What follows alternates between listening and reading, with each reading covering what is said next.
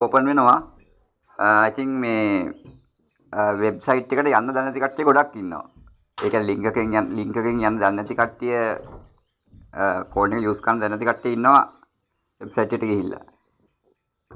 එතකොට පොඩ්ඩක් බලාගන්න මෙන්න මේක. සාමාන්‍යයෙන් අපි Google ටයිප් කරන ඕගොල්ලෝ දන්නවනේ Google එක ටයිප් ක්ලික් කරලා online application කියලා ගහන්න.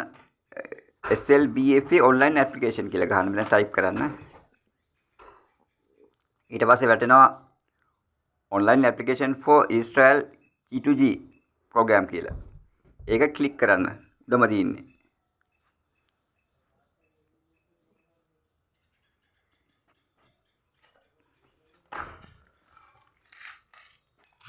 ඊට පස්සේ මෙන්න මේ වගේ වෙබ් පිටුවක් එනවා.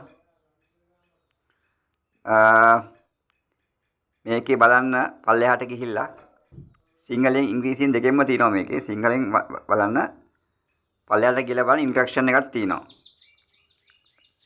හැඳින්වීමක් තියෙනවා මේක බලන්න පොඩ්ඩක් ගිහිල්ලා.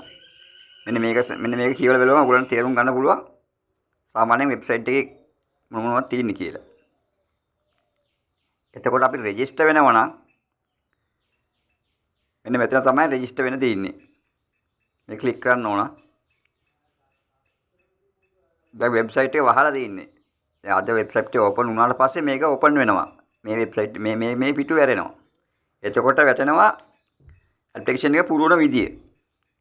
ඔයාලට මම ඒක කියලා දෙන්නම්. මොකක් හරි ප්‍රශ්නයක් තියෙනවා නම් කතා කරන්න. මොනවා හරි ට්‍රේනින් සම්බන්ධයෙන් මොනවා හරි දැනගන්න තියෙනවා නම් ඉන්ටර්විව් සම්බන්ධයෙන් දැනගන්න තියෙනවා නම් මට කතා කරන්න. මෙසේජ් එකක් දාන්න.